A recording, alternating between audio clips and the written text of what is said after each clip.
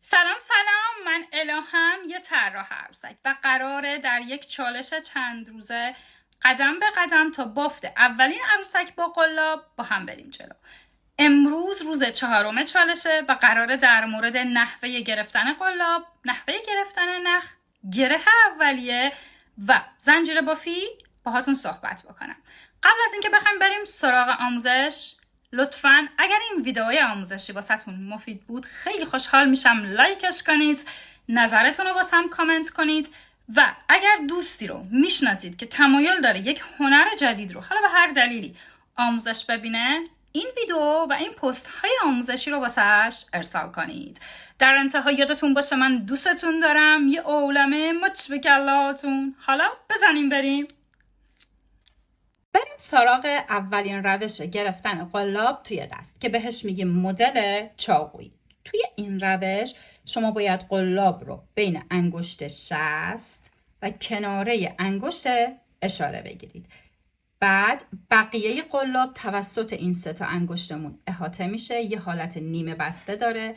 این بدنه قلاب کف دستتون رو لمس میکنه به این صورت و نوک قلاب به سمت بیرون و کمی هم به سمت پایین قرار میگیره. توی این روش ما کنترل و فشار اصلی رو روی انگشت شست داریم. هدایت قلاب به وسیله این انگشت اشاره ما انجام میشه و در واقع این انگشت وسط کمی هم به انگشت اشاره کمک میکنه.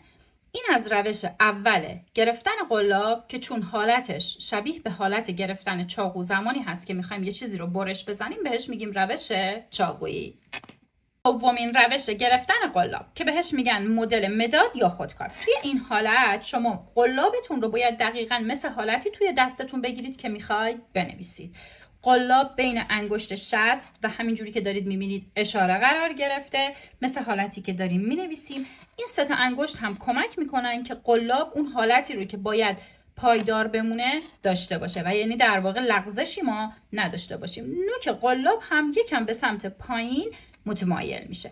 روی این حالت هم در واقع کنترل قلاب به وسیله انگشت شست انجام میشه و هدایت قلاب برای بافت به وسیله انگشت اشاره است. سومین حالتی که ما قلاب رو میخوایم توی دست بگیریم و بهش روش ترکیبی گفته میشه گرفتن قلاب بیشتر مربوط به این میشه که ما دستمون توی چه حالتی راحت هست. نه حالت چاقویی رو داریم نه حالت مدادی رو داریم. بافنده با توجه به این که چجوری راحته و کمترین میزان فشار رو به مچ دست و انگشت شستش وارد میکنه میتونه انتخاب بکنه که قلاب رو چجوری بگیره. میتونه بینابین حالت چاقویی و یا همچنین حالت مدادی باشه. مثلا یه حالتی که میتونه بگیره به این صورته، همین حالتی که من گرفتم. بعضی وقتها یه همچین حالتی رو توی دستش میگیره، بعضی وقتها به این صورت گرفته میشه و حتی این حالتی رو هم توی حالت ترکیبی ما داریم. با توجه به توضیحاتی که به شما دادم شما قلاب رو توی دست بگیرید و ببینید با کدوم یکی از حالتهای گرفتن قلاب توی دست ارتباط بیشتری برقرار میکنین. حالا که یاد گرفتید چجوری قلاب رو توی دست بگیرید، بریم با هم دیگه ببینیم نخ رو باید به چه صورتی توی دست بگیریم. من از یک کم نخ ضخیم‌تر میخوام استفاده کنم برای اینکه شما حالا جلوتر که میریم راحت‌تر بتونید ببینید. ببینید نخ رو به این صورت میگذارید روی دستتون، همینجوری که دارید میبینید. این انتهای نخه. بعد از اون این 3 انگشتتون رو میبندید. انتهای نخ رو با انگشت اشاره و شست دست راست نگه میدارید. حالا انگشت اشاره دست چپتون رو دور نخ میتابونید.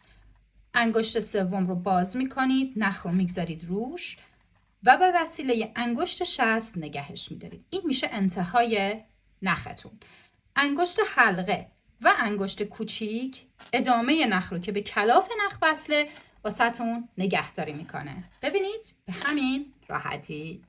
حالا که یاد گرفتید چجوری نخ رو توی دست نگه دارین، بریم با هم دیگه یاد بگیریم چجوری گره اولیه رو برای شروع بافت زنجیره بزنید. به 2 روش بهتون میگم که چجوری این گره اولیه رو بزنید. این نخی رو که داریم ببینید انتهای نخ اینجاست، دور این انگشتتون بپیچیدش. بعد از اینکه این کار رو کردید نخ رو بیارید بیرون و این رو به این حالت از داخل این حلقه‌ای که ایجاد شده بکشید. این میشه گره اولیه. حالا حالا بریم با قلاب.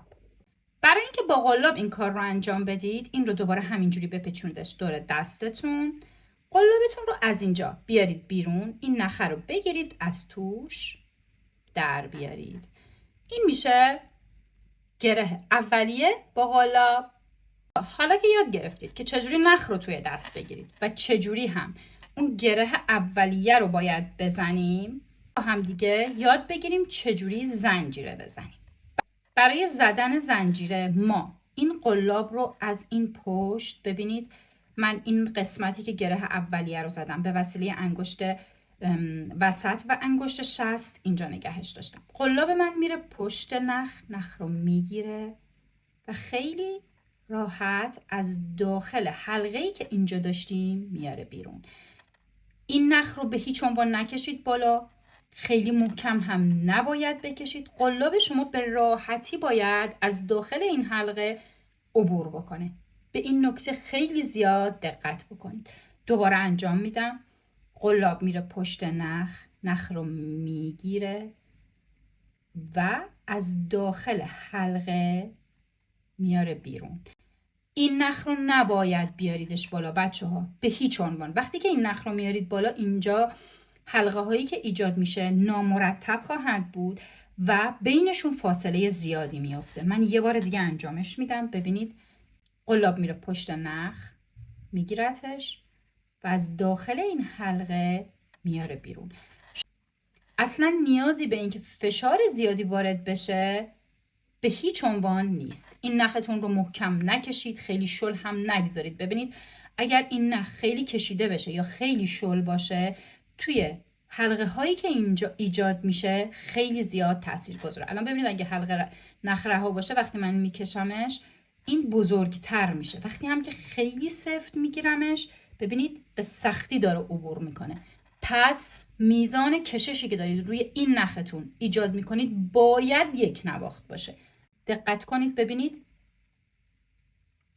نه خیلی سفته نه خیلی شله.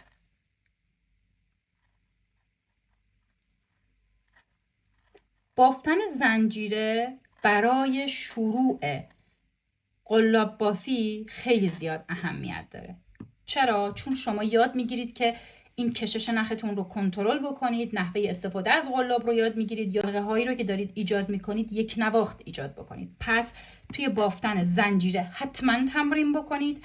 اگر دیدید زنجیره هاتون یک دست و یک نواخت نیست، تا جایی که میتونید انقدر تمرین بکنید تا این زنجیره ها به صورت کاملا یک دست و یک نواخت ایجاد بشه. اون موقع ما میتونیم بگیم که شما درست و اصولی زنجیره بافی رو انجام دادید.